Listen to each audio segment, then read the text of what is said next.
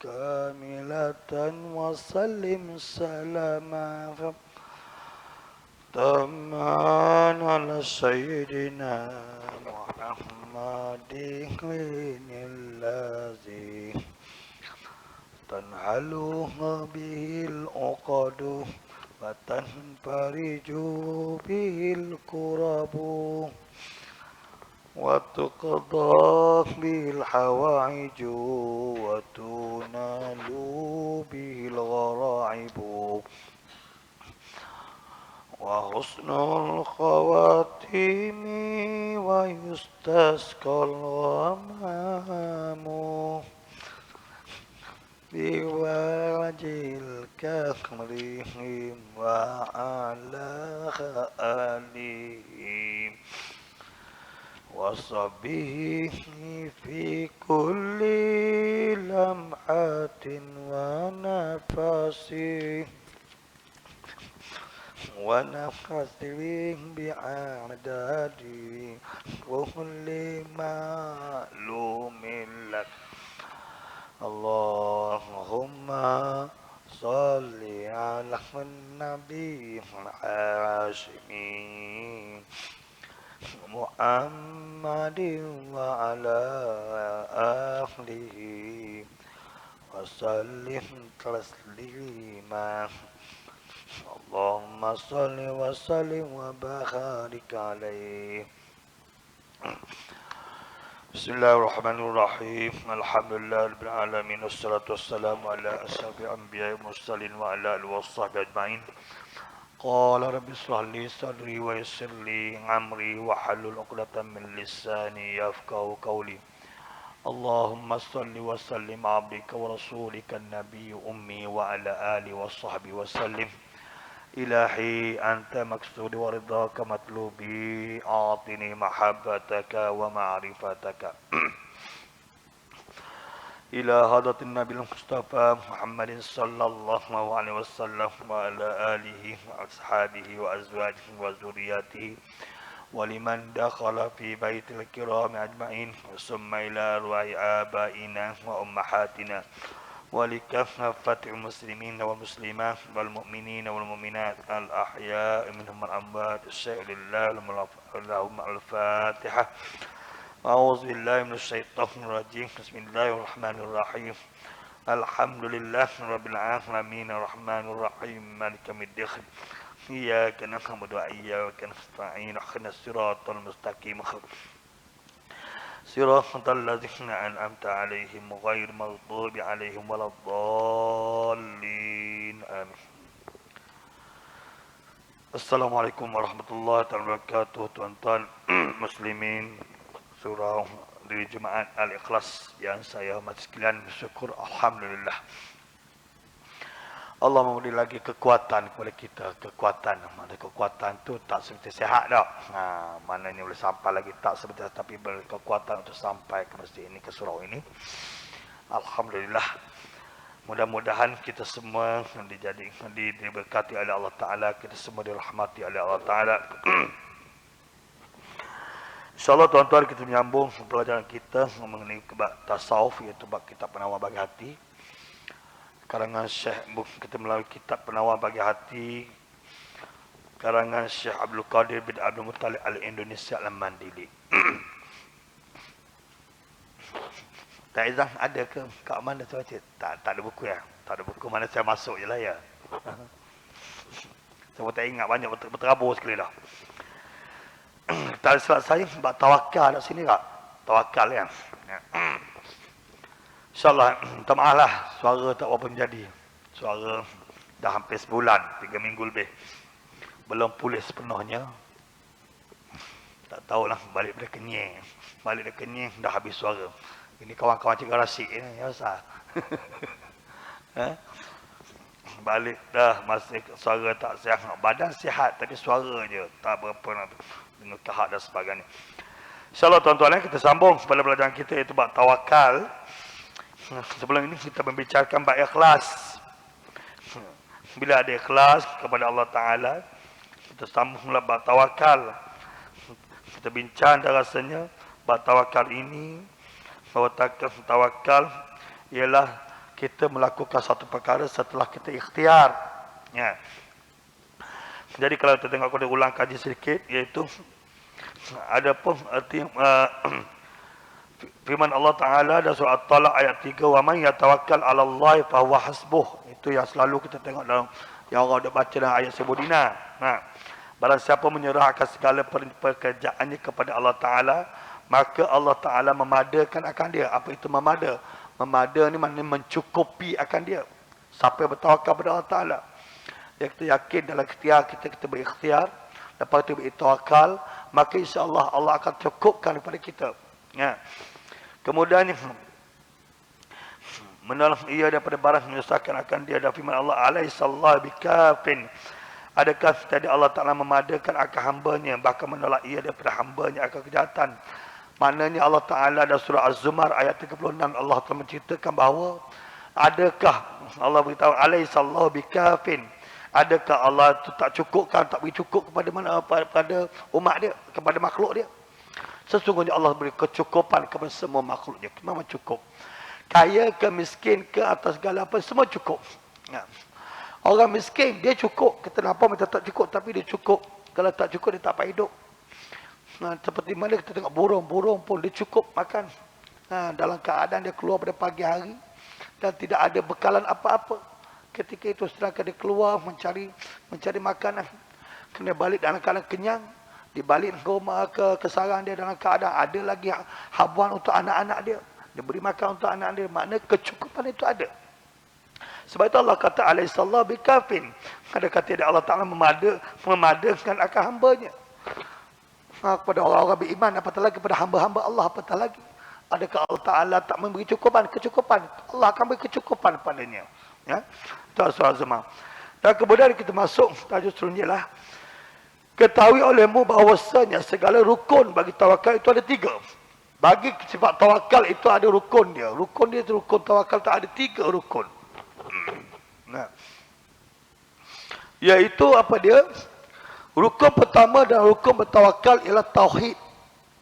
Rukun pertamanya tauhid. Apa itu tauhid? I'tiqad. Pegangan. Kemudian rukun yang kedua adalah kelakuan perbuatan kita. Jadi tidak ada tauhid kita. Kalau dalam kita bertawakal itu tidak ada ketauhidan, maka tak jadi tawakal kita. Begitu juga dengan kelakuan kita. Yang kedua, rukun yang kedua adalah kelakuan. Anda kata kita bertawakal, tapi kelakuan kita tidak melambangkan bertawakal, maka tak jadi bertawakal kita.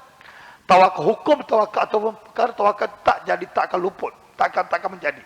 Ya? Dan kemudian ini rukun yang ketiga adalah pekerjaan, bekerja. Bertawakal semata-mata tidak bekerja tak menjadi juga. Ada rukun ini, ada rukun dalam tawakal. Jadi kita selalu menyebut tawakal. Kalau orang tua dulu sebut tak apa, kita tawakal pada Allah Ta'ala je lah. Sakit badan, tak apa, kita tawakal je lah. Tawakal saja tapi tidak ada ikhtiar, tidak menjadi. Ya. Jadi dia kata dalam rukun yang pertama ada pun tauhid. Apa itu tauhid? Dalam rukun bertawakal yang pertama, kita bertawakal. Tuan-tuan jelas aku tawakal. Tawakal mana? Setelah kita berusaha, kita menyerah bulat-bulat kepada Allah. Menyerah bulat macam mana? Menyerah bulat-bulat setelah kita berusaha. Itu tawakal. Bukan kita menyerah saja tanpa usaha, tak. Jadi kata ada pun tauhid, maka seperti bahawa engkau itikadkan dengan itikad yang putus bahawa tiada yang memperbuat melainkan Allah Ta'ala, ketunggalannya tiada menyekutukan baginya kerajaan dan puji, dan ia sangat kuasa atas tiap sesuatu. Dan ini tauhid asal bagi tawakal. Kerana bahawasanya tawakal atas Allah Ta'ala, mereka yang tiada mengiktikadkan ia, akan ada yang membuat yang lain daripada Allah Ta'ala. Itu ketauhidan. Maksudnya tuan-tuan, dalam kehidupan kita ini kita perlu ada, bila kita bertawakal itu, yang paling penting asas sekali adalah ketauhidan. Iaitu kita berpegang kepada bahawa iktikad yang putus. Iktikad yang tidak putus, iktikad yang kuat tak boleh nak cabut dah. I'tikad macam mana? Iaitu i'tikad bahawa tiada yang memperbuat melainkan Allah. Tiada sesuatu apabila jadi sesuatu tu melainkan Allah Ta'ala yang menjadikan. Misal contohnya, dah kita bertawakal, kita tawakal tadi, kita berusaha-usaha, maka kita berusaha, tawakal, kita bekerja lah kononnya. Atau berniaga, dah. Berniaga kita berusaha. Kemudian bertawakal kepada Allah Ta'ala. Maka bila bertawakal tersebut, maka kita beruntung. Berniaga tu teruntung. Maka i'tikad yang perlu ada pada kita ialah bukan disebabkan kita berniaga semata-mata kita dapat untung, tak. Bukan disebabkan bukan disebabkan, maka maksud saya tadi disebabkan. Sebabnya, hukum sebabnya adalah berniaga. Tetapi bukan kerana berniaga itulah yang kita jadi senang, tak. Kerana yang memberi kesenangan itulah Allah Ta'ala. Itu ketauhidan. Itu dikatakan ketauhidan. Kita i'tikad bahawa yang sudah di belakang, di balik kepada kejayaan itu ialah Allah Ta'ala. Dan asbab dia sahaja. Pekerjaan itu adalah asbab. Misal contoh lain. Kami contoh lain tak? Contoh lain ialah contoh tentang obat. Sekarang ni lah. COVID-19 sekarang ni lah. Jangkit COVID-19. Maka kita sekarang ada setengah orang dia yang anti pada vaksin, dia kata tak apa, aku bertawakal kepada Allah, aku bertawakal. Maka dia tidak berusaha. Dia hanya bertawakal semata-mata. Maka jadi ke tidak? Tak jadi. Betul dari i'tikad dia kata bahawa dia tak ambil vaksin sebab dia yakin dengan Allah Ta'ala. Allah Ta'ala yang nak mematikan dia, Allah Ta'ala yang bertunggu penyakit pada dia. Tapi di situ hukum tawakalnya tak ada sebab dia tidak ada ikhtiar. Ikhtiar tak ada. Dia hanya ada doa, kemudian dia ada tawakal. Ikhtiar tak ada. Jadi bila tidak ada doa, tidak ada ikhtiar, maka hukum tawakal tak jadi. Dia hukum di situ tak jadi. Jadi sekarang ni, bila masuk bahawa vaksin ni, bak perubat dan sebagainya, obat sakit dan sebagainya, maka kita pun vaksin lah. Vaksin itu adalah ikhtiar kita. Tetapi kita harus pula pegang pula bahawa hukum tauhidnya. Nak jadi bertawakal kena ada tauhid di situ. Bahawa andai kata kita dijangkiti oleh penyakit, bukan sebab kerana bukan atas vaksin itu, tak. Vaksin hanya asbab semata, tetapi yang mengurangkan penyakit kita siapa? Balik kepada tauhid kita itu Allah Ta'ala. Itu konsep yang bawa. Begitu juga macam makan obat. Samalah. Makan obat. Makan demamnya kita makan obat. Maka ikhtiar kita adalah makan obat. Maka sembuhlah demam kita. Bukan obat itu penyembuhnya, tetapi ketauhidan kita ialah Allah lah penyembuhnya. Balik ke situ. Sebab itu tuan-tuan, saya cerita benda ni. Kemudian dia jadi isu yang hangat sejak kebelakangan ini. Jadi satu isu yang hangat dalam kebelakangan ini, yang mana bila melibatkan kepada isu-isu vaksin, isu-isu anti vaksin, isu-isu ikhtiar, berikhtiar. Ada orang berikhtiar minta air penawar saja, tak nak pergi hospital pun ada. Macam orang rumah saya lah. Datang sakit-sakit ambil. Dah sakit, macam nampak sakit tu sakit macam sakit moden. Tetapi ambil air penawar, tak apalah, ambil penawar boleh, itu ikhtiar. Itu kalau Allah Ta'ala bagi sembuh, alhamdulillah dengan air tersebut. Tetapi ikhtiar seterusnya ialah perlu perubatan juga. Moden tu perlu. Jadi kemudiannya bila dah sembuh, bukannya air penawar ataupun yang moden itu yang punca penyembuh. Tak. Kita beri i'tikad kita, itu tauhid kita, iaitu Allah Ta'ala yang maha penyembuh. Perlu diulang-ulang benda ni tuan-tuan, sebab benda inilah yang menjadikan kita tergelincir banyak. Ramai yang tergelincir. Dia sebut bahawa apabila dia makan obat, dia kata obat dia lah yang penyembuhnya. Dia beli obat sarah tuan saya tak? Obat sarah. Obat urat sarah. Maka sihatlah. Kaki tak sakit, sebagainya, gaut pun hilang. Maka obat itu asbab semata. Yang penyembuh sebenarnya, ketauhidan yang kita bawa ialah Allah penyembuh. Barulah beri kepada konsep tasawuf. Barulah pegangan etikad kita betul. Jadi sekarang ramai orang dia kata pasal tak makan ubat lah tu. Betul lah, pasal tak makan ubat sebab apa? Asbabnya tak ada. Jadi asbab kena ada. Kalau tak makan ubat saja pun tak boleh juga sebab tidak ada asbab di situ. Ikhtiar tidak ada. Maka tawakal, hukum tawakal tak jadi situ. Jadi dikata bahawa hukum bertawakal ialah pertama sekali rukunnya ialah ketauhidan, tauhid kepada Allah Ta'ala. Itu tauhid. Ada kepada tauhid, maka seperti bahawa engkau itikadkan dengan itikad yang putus, itikad yang kuat bahawa yang memperbuat yang dapat menjadi sesuatu itu melainkan Allah Ta'ala, ketunggalannya tiada yang menyekutukan baginya. Tidak. Dan ketunggalan ini maksudnya Allah Ta'ala lah sebagai terjadinya sesuatu sama ada penyembuhan ataupun kejayaan kita, kejayaan sembuh dan sebagainya, dia balik kepada Allah Ta'ala dan juga ketunggalannya. Apa maksud ketunggalan? Bertauhid kita pegang bahawa Allah Ta'ala itu tidak ada banyak. Dia tidak ada bersekongkol lain. Dia tidak ada bersekutu. Allah Ta'ala bersifat sebagai tunggal. Ketunggalan itu asalnya Allah Ta'ala. Ada balik kepada hukum akidah lah. Nah, hukum banyak kepada wahdaniyah. Iaitu sifat Allah Ta'ala. Dengan sifat yang pertama wahdaniyah, tunggal ataupun asa. Bila sebut tunggal atau asa, tidak ada yang bersekutu bagi dia. Maknanya, yang lain-lain itu hanya asbab sahaja. Maknanya obat itu bukan sekutu Allah Ta'ala, tak. Allah Ta'ala tetap dengan ketunggalannya, keesaannya. Obat itu adalah asbab semata-mata. Jadi, ketauhidan, pegangan ketauhidan itu akidah kita, bahawa Allah Ta'ala lah punca ataupun balik kepada segala-galanya. Sedangkan yang apa ada di atas muka bumi ini yang menjadi asbab kepada kejayaan ataupun asbab kepada kesembuhan, itu semua adalah cerminan semata-mata. Cerminan maknanya nak menjadikan dengan adanya obat itu kita akan nampak wujudnya Allah Ta'ala. Sebab itu dalam projek 5 tahun tasawuf ni tuan-tuan, bila kita melihat kita makan obat contohnya, kita makan obat, kita nampak bahawa Allah Ta'ala di sebaliknya.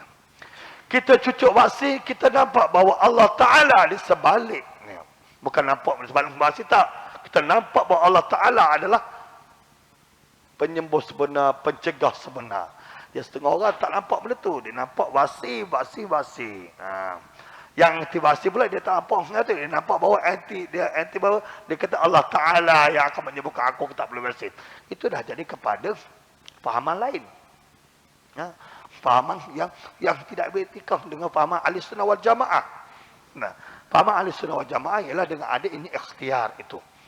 Barulah bertawakal. Jadi dia kata ketunggalannya tiada yang menyengutui baginya, iaitu tiada ada yang bersekutu dengan Allah Ta'ala.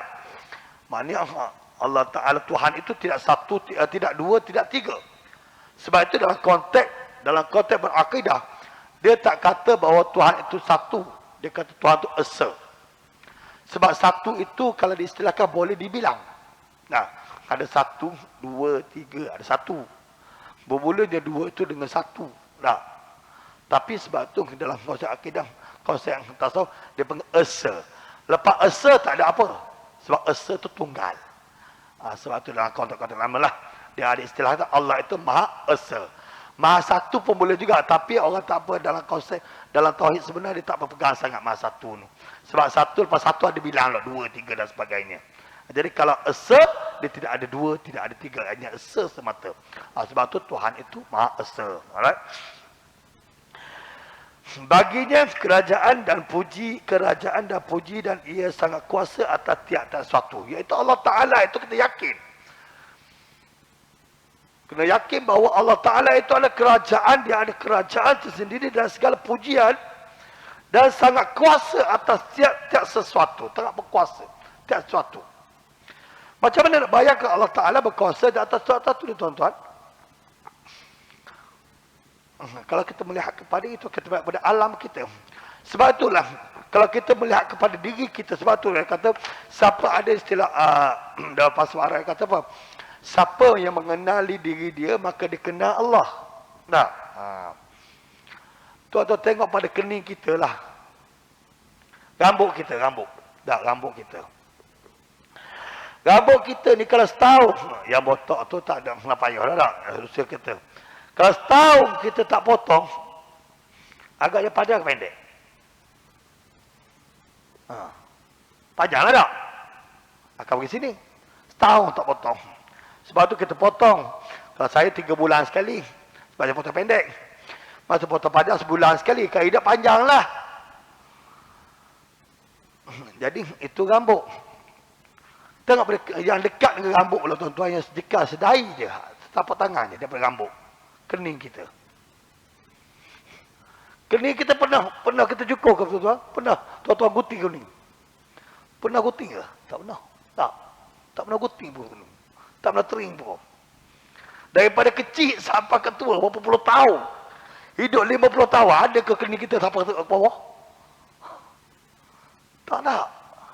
Ke rambut, dekat je rambut kat sini, kening kat sini. Pasal kening tak panjang, rambut panjang. Padahal dekat sangat je. Nak menunjukkan itulah kuasa Allah Ta'ala. Itu kata kalau kita kenal, oh hebatnya Allah Ta'ala. Kening dekat dengan rambut. Rambut jadi panjang, kening tak panjang-panjang. 50 tahun hidup. Cikgu Asyik 62 tahun hidup. 61 tahun. Ada bodoh tu. Jadi tak lagi lah. 70 tahun lebih. Tak pernah potong kening, tak pernah panjang pun. Maknanya, walaupun dekat dengan rambut yang panjang, maknanya di situ ada kuasa lain. Itu ketauhidan. Lepas tu kita kenal Allah itu, oh, ya Allah itu maha hebat. Kalau tak kenal benda ni, payah lah. Kalau kita tidak membayangkan tentang diri kita, tak, payah lah. Jadi kita bayangkan diri kita betapa Allah jadikan cipta kepada diri kita ini, yang pada muka yang sama, pada kepala yang sama, tetapi tumbuhnya lain-lain. Begitu dengan pokok, kita melihat pada pokok. Pokok rambutan. Tanah yang sama, akar yang sama, tapi hasilnya keluarnya rasanya berlainan. Rambutan pun jenis-jenis ada rambutan. Ada rambutan gula batu, ada rambutan apa, anak sekolah. Tak? Warna lain, rasa lain, tapi pokok nampak pokok sama. Jadi itulah kuasa Allah Ta'ala yang nak meletakkan ketauhidan kita tadi, keyakinan kita bahawa sungguh Allah Ta'ala pencipta kepada makhluk ini, pencipta pada alam ini cukup hebat. Bila kita rasa pencipta itu cukup hebat, maka akan datang satu ketauhidan pada kita bahawa kita ini amat lemah. Dan bila kita rasa kita ini amat lemah, disitulah kita akan bertawakal kepada Allah Ta'ala dengan menyerah bulat-bulat pada dia. Setelah kita yakin bahawa sesuatu yang berlaku itu ada yang menjadikan. Kejayaan kita pun ada yang memberi kejayaan tersebut. Bukan semata-mata atau usaha kita, tapi memberi. Betapa ramai orang berusaha tapi tidak berjaya. Kenapa? Kerana Allah Ta'ala tak beri. Nah, walaupun dia berusaha, dia bertawakal, tak menjadi, tak dapat. Kerana Allah Ta'ala tak memberi. Bagi modal yang sama, buat cara yang sama, tapi tak dapat keuntungan. Bagi orang belajar cara yang sama, makan benda yang sama, apa tu saudak ni, apa segala-galanya untuk brain dan sebagainya. Tapi bila belajar tak dapat pemikiran yang sama, kerana Allah Ta'ala tak beri. Kadang-kadang bila belajar tu cukup hebat, tapi bila peperiksaan sebenar tak menjadi. Sebab apa? Allah Ta'ala tak beri. Usaha ada, ikhtiar ada, tawakal dia dah tawakal, tapi Allah Ta'ala tak beri. Balik kepada Allah Ta'ala. Jadi itulah rukun pertama, itu ketauhidan kita. Keyakinan kita, i'tiqad kita yang kuat, yang ada qat'inya, bahawa di sebalik apa asbab itu, adanya Allah Ta'ala sebagai tempat atau perakhiran kepada terjadinya sesuatu. Dari kemudian kita, dan ini tauhid asal bagi tawakal. Jadi kalau kita pegang ni bahawa tiap sesuatu tiap apa terjadi itu di sebalik ini adalah Allah, adanya Allah Ta'ala. Yang ni kita nampak, yang dikatakan nampak Allah Ta'ala ni. Yang dikatakan nampak dengan Allah Ta'ala dengan mata hati, yang selalu saya bincangkan awal-awal dulu. Kita melihat Allah Ta'ala dengan mata hati, kita melihat Allah Ta'ala dengan mata hati. Inilah. Bahawa kita melihat satu kejayaan itu, di sebalik kejayaan itu adanya Allah Ta'ala. Kita melihat bahawa adanya kesembuhan penyakit itu, di sebalik kesembuhan penyakit itu, kita melihat adanya Allah Ta'ala. Bukannya hanya mata-mata kita melihat adanya obat, tak. Bukan semata-mata kita melihat adanya Panadol, tak. Bukan semata-mata kita melihat adanya vaksin, tak. Tetapi kita melihat adanya Allah Ta'ala. Bila kita melihat adanya Allah Ta'ala, itu hukum tawakal akan ada di situ. Hukum pertama iaitu hukum pertama, hukum ketauhidan. Tauhid, pegangan kita kepada Allah Ta'ala. Nah, kerana bahawasanya tawakal atas Allah Ta'ala, mereka yang tiada mengiktikadkannya, ia akan ada yang memperbuat yang lain daripada Allah Ta'ala. Dan ini tauhid asal bagi tawakal. Kerana hanya senya tawakal atas Allah Ta'ala, mereka yang tiada mengiktikadkan ia, akan ada memperbuat yang lain daripada Allah Ta'ala. Dia nak cerita bahawa orang yang tak bertikad kepada Allah Ta'ala, tak yakin dengan Allah Ta'ala ni, maka dia bertikadkan bahawa adanya benda lain yang akan menyebabkan dia, sebab kepada kejayaan dia, sebab kepada kesembuhan penyakit. Cuma contohlah. Itu sebab orang yang tak bertawakal. Ada pun rukun yang kedua. Rukun kedua, dia kata bagaimana rukun kedua nak jadi orang tawakal ni. Kadang tawakal tak jadi. Rukun kedua kita kelakuan hati kita. Bila kita dah berusaha dengan ikhlas hati, kelakuan hati kita ini, maka percaya hati engkau dengan Allah Ta'ala, dan diam ia dengan menyerah segala pekerjaan kepadanya. Iaitu, bila kita melakukan satu pekerjaan, contoh kita ambil contoh mudah wasing lah, wasing tak. Kita ambil wasing ini sebagai satu jalan ikhtiar kita, maka kelakuan hati kita ketika itu dah kita ambil wasing ikhtiar, macam mana kita nak tawakal? Iaitu kelakuan hati kita percaya engkau dengan Allah Ta'ala. Kita yakin bahawa Allah Ta'ala, betul percaya bahawa Allah Ta'ala. Dengan hati dalam hati kita ini, setelah kita ambil wasing, bahawa yang akan menyembuhkan, yang akan menghilangkan penyakit itu Allah Ta'ala. Kita yakin itu. Itu dikata pengakuan hati. Kelakuan hati kita. Kita tak etikad benda lain. Bukan pasal wasing. Balik kepada obat tadilah. Obat, bukannya obat penyembuh. Bukan ikhtiar, bukan usaha kita semata-mata. Tak. Balik kepada Allah Ta'ala. Hati kita, itu kelakuan hati itu kita yakin dalam hati bahawa Allah Ta'ala lah yang dan diam dengan menyerah segala pekerjaan kepadanya. Kita serah apa yang berlaku lepas itu kepada Allah Ta'ala. Hati kita, baru kita akan dapat redha selepas itu. Kalau kita berserah kepada Allah Ta'ala, hati kelakuan hati kita tadi, andai kata kita berusaha tadi, dah kena vaksin dan sebagainya, kena juga COVID. Bila kena COVID, sakit juga. Maka jangan sakit berpanjangan, kena stay 5 juga. Maka disitulah kelakuan hati tadi, kita yakin bahawa itu adalah bahawa menyerah segala pekerjaan itu datangnya daripada Allah Ta'ala. Jadi Allah Ta'ala, benda itu semua Allah Ta'ala, bukan penyebab. Kata sebagai ia penyakit itu datang daripada Allah Ta'ala. Baru akan timbul dalam perasaan redha. Ini orang tak. Tengok-tengok orang tu tak gitu. Dia fikir bahawa disebabkan makan obat mesti baik. Disebabkan vaksin mesti tak kena penyakit. Macam dekat isu adalah isu-isu yang saya bila bincang, kan dah divaksin dan sebagainya.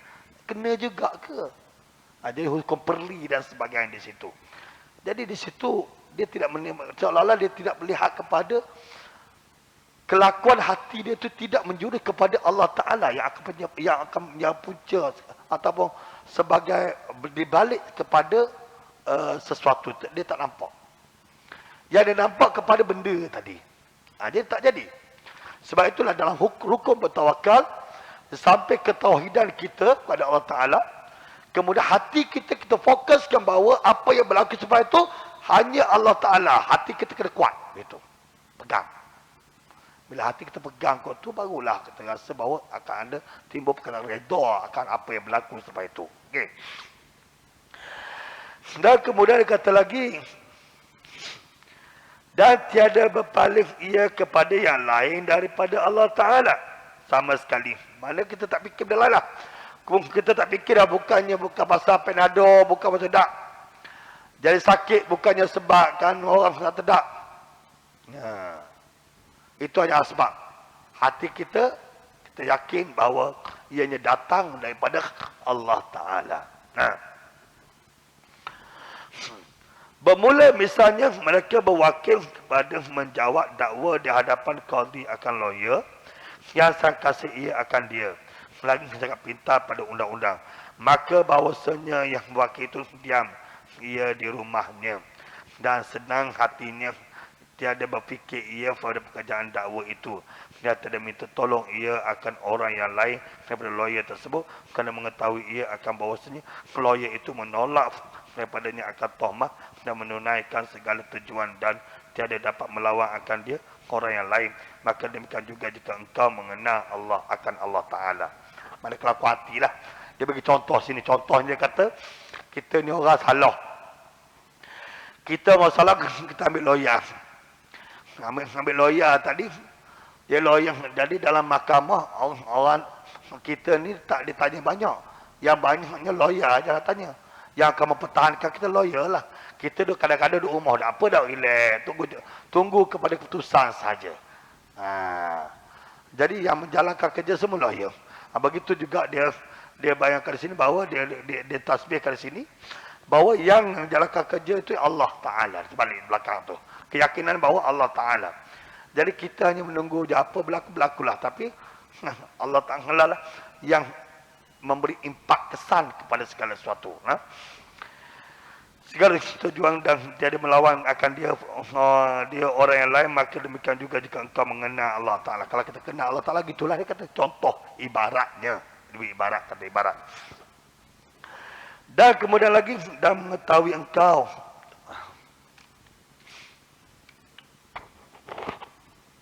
Bismillah.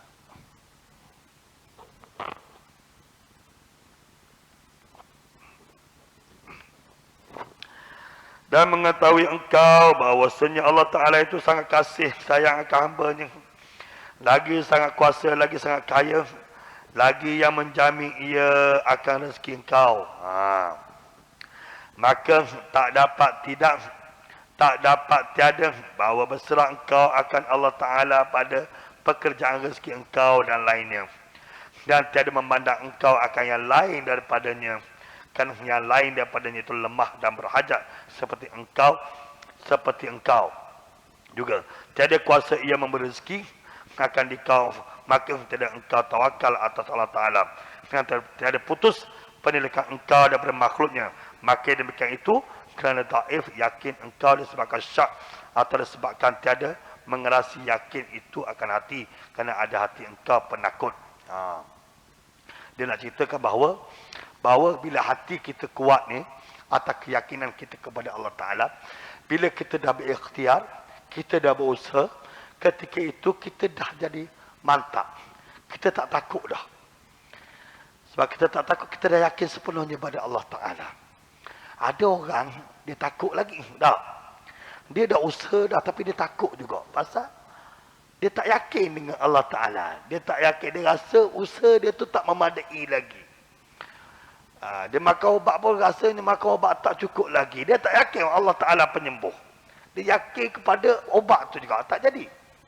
Sebab tu dia kata di sini bahawa hati kita kelakuan, hati kena kuat betul-betul.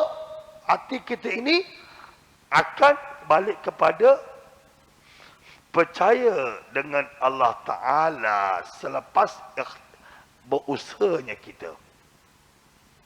Apa yang kita usahakan dalam kehidupan tak semestilah penyakit ke apa ke.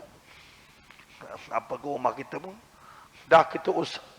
Kita percaya kepada Allah Ta'ala. Kita yakin bahawa Allah Ta'ala hati kita kuat. Yang akan impak yang akan berlaku sebab itu semuanya Allah Ta'ala. Jadi kita berserah. Kita terima kalau ia tidak berjaya.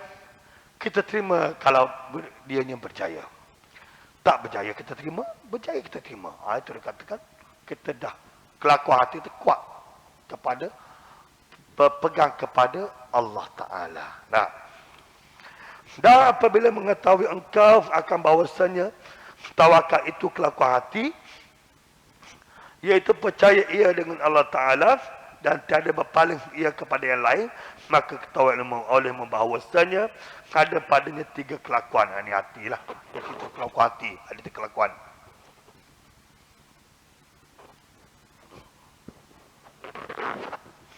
Yang pertama, barang yang telah hamba sebut, iaitu seperti percaya engkau akan wakil yang pintar, kemudian daripada mengiktirkan engkau akan kasih sayang, akan dikau dan kuasa menolong engkau. Iaitu, kita percaya, hati kita kuat tadi, maka pada 3 kelakuan, iaitu pertamanya kita yakin dengan Allah Ta'ala. Satu yang pertama yang sebut dah. Yang kedua lebih kuatnya daripada yang pertama, iaitu menyerupai akan kelakuan budak pada percayanya dengan ibunya dan minta tolong ia akan dia pada segala yang mengenainya, akan dia seperti lapar dan dahaga kerana percaya ia akan kasih sayang ibunya akan dia. Dan kelakuan yang kedua ini tiada dapat dengan usaha dan dengan berfikir bersalah. Kelakuan yang pertama ini dia balik kepada tadi keyakinan yang kuat mengenai yang kedua dia bagi contoh bahawa kita yakin dengan tidak ada dengan ibu kita seolah-olahnya lah. Mana ni nak khabar di sini kelakuan hati kita biar i'tiqad tu kuat-kuat betul-betul. Kita dengan Allah Ta'ala ni biar kita yakin betul-betul. Ada pasal dia cerita benda ni, Syekh ni cerita sebab apa? Sebabnya ada setengah orang lagi masih lagi tidak berpegang, tidak percaya. Dia hanya percaya kepada hukum sebab semata-mata. Dia tidak kata selepas hukum musabak tu dia rasa tak jadi. Dia tak balik kepada Allah Ta'ala jadi ke tak jadi itu. Jadi sebab tu dia kuatkan dengan cara dengan memberitahu bahawa bagaimana hati kita biar betul-betul kental percaya dan yakin dengan adanya Allah Ta'ala, dengan apa sesuatu datang daripada Allah Ta'ala setelah kita berikhtiar. Ada pun rukun yang ketiga yang kata itu maka pekerjaan. Dalam ikhtiar itu pekerjaan. Yang pentingnya. Sesungguhnya telah menyangka orang yang bodoh bahawa syarat tawakal itu meninggalkan usaha dan meninggalkan berubat dan menyerah diri bagi yang membinasakan. Maka demikian itu salah. Kerana demikian itu dilarang pada syarat dan tawakal itu disuruh oleh syarat. Ini dia beritahu bahawa setengah manusia, yang ni ramai berlaku tuan-tuan. Setengah manusia kata tawakal tu tak perlu usaha dah. Dia ambil perkataan bahawa ulat dalam batu pun boleh hidup. Bila ulat dalam batu tak usaha pun dia kata boleh hidup. Jadi itu dia kata ada peruka gembaka pekerjaan sesungguhnya orang yang bodoh bahawa syarat tawakal itu meninggalkan usaha. Bila kita bertawakal, kita tidak berusaha, diibaratkan orang bodoh. Maknanya salah, rukun itu tidak ada. Dalam erti masa kita nak bertawakal, mesti kita ada rukun pekerjaan. Kita mesti berusaha. Ada setengah orang tak, dan meninggalkan berubat. Ini macam orang sakit. Orang sakit, dia tak nak berubat, dia berserah pada Allah Ta'ala bulat-bulat. Terutamanya bagi orang yang sakit, orang tua-tua kita lah. Bila sampai usia dia demam, dia tak nak pergi hospital. Tak apalah, dia kata, aku dah nak sampai masa dah ni. Aku nak mati di rumah. Biarlah aku mati di rumah. Tak payah bawa lah aku ke hospital.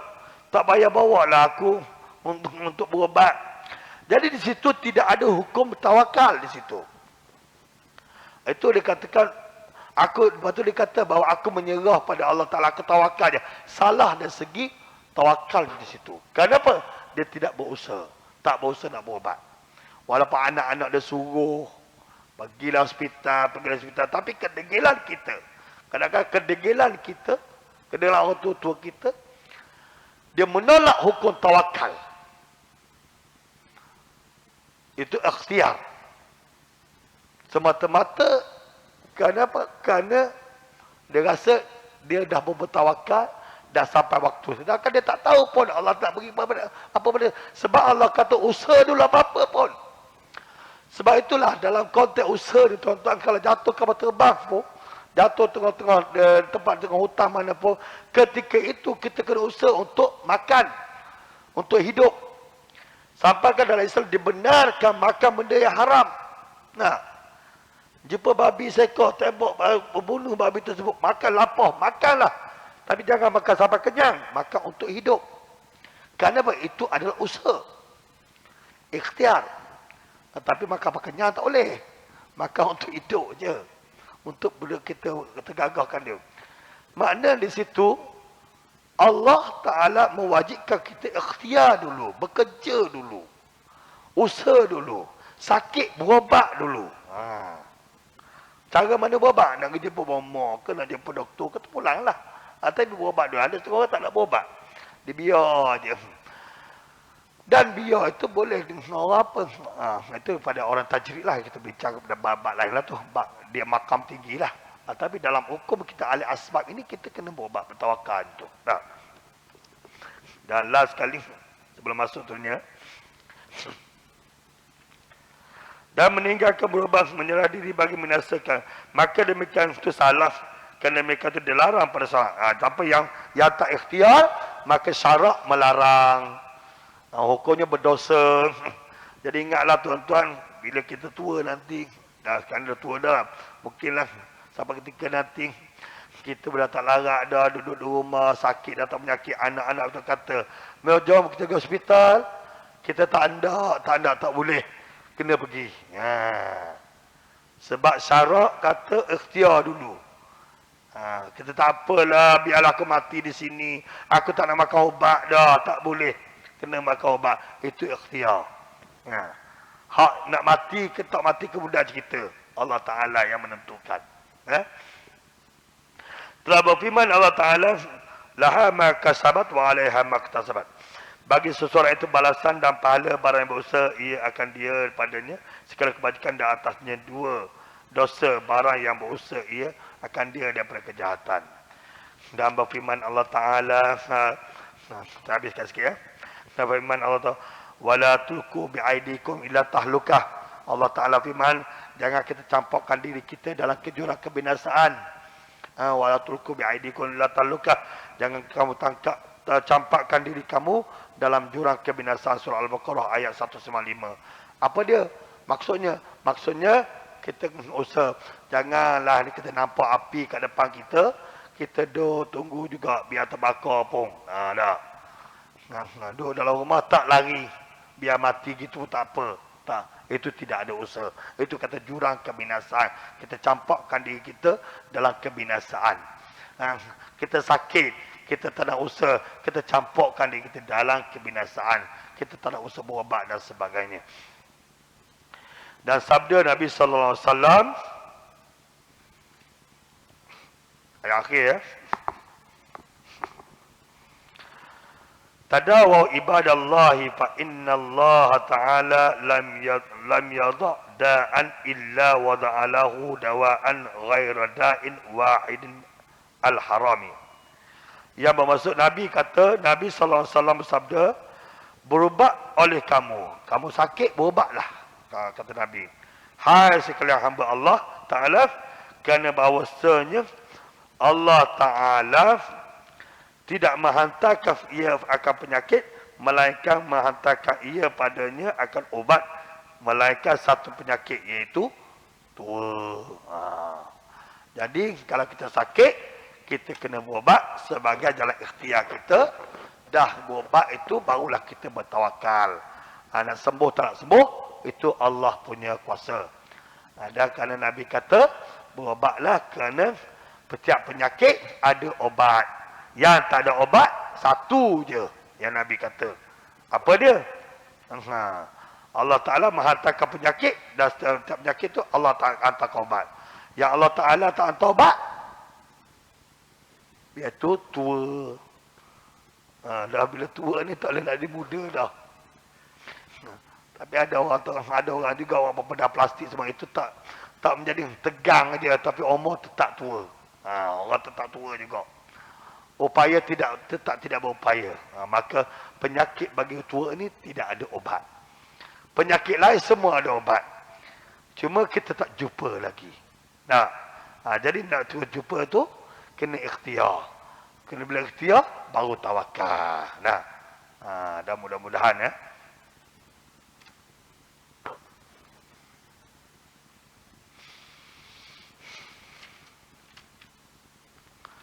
Okay, sikit lah. Habiskan. Dan bersebar seorang lelaki bagi Nabi SAW. Adakah aku lepaskan akan unta aku dan aku tawakal? Bersabda Nabi SAW, Ikilha wa tawakal. Ikat olehmu akan lutut unta. Engkau itu dengan tali dan engkau berserah pada Allah Ta'ala. Maknanya, ada datang seorang lelaki tahu. Nak bebas je. Unta dia tu. Dia tawakal gitu. Tak boleh Nabi kata. Ikat dulu unta tu. Ada ikat baru tawakal. Kena curi dia orang pun aku ikat dah. Tak. Ada motor kita letak ni. Kunci dulu. Ada orang nak curi. Itu adalah tawakal kita. Ikhtiar kita. Kunci dulu. Tak. Diriwayatkan alim. Kemudian daripada selesai membicarakan tawakal. Memulai hamba membicarakan akan kasih kerana adalah tawakal itu sebab bagi kasih Allah Ta'ala akan orang bersifat dengan dia. Kerana firmannya, Inna Allah yuhibbul mutawakkilin. Artinya sesungguhnya Allah mengasihi orang-orang bertawakal kepadanya. Dari lepas ini, bulan depan, insya-Allah kita sambung tajuk itunya. Kita bertajuk kasih Allah. Pada mata Allah Ta'ala kasih kepada siapa. Jadi pertamanya Allah Ta'ala kasih kepada orang bertawakal. Jadi kita masuk tajuk sebenarnya bulan depan, iaitu menyatakan kasih akan Allah Ta'ala. Kita menyayangi bagaimana kita sayangkan Allah Ta'ala, insya-Allah. Wallahu a'lam. Bismillahirrahmanirrahim. Alhamdulillah rabbil alamin hamdan yuwafi ni'amahu wa yukafi ma tadajja rabbana lakal hamdu kama yanbaghi li wajhikal karim wa azim sultanik. Allahumma ja'al jam'ana jam'an marhuma wa tafarruqana min ba'di tafarruqan ma'suma. Allahumma innaka 'afuwun karim tuhibbul 'afwa fa'fu 'anna wa an walidina wa an jami'il muslimina wal muslimat bi rahmatika ya arhamar rahimin. Rabbi yassir lana wa la tu'assir 'alaina. Rabbi tammim lana bi khairi a'malana. Rabbi yassir lana wa la tu'assir 'alaina. Rabbi tammim lana bi khairi a'malana. Rabbi yassir lana wa la tu'assir 'alaina. Rabbi tammim lana bi khairi a'malana. Wa sallallahu ala sallam Muhammad wa ala alihi wasallam. Walhamdulillahirabbil alamin. Wassalamualaikum warahmatullahi wabarakatuh.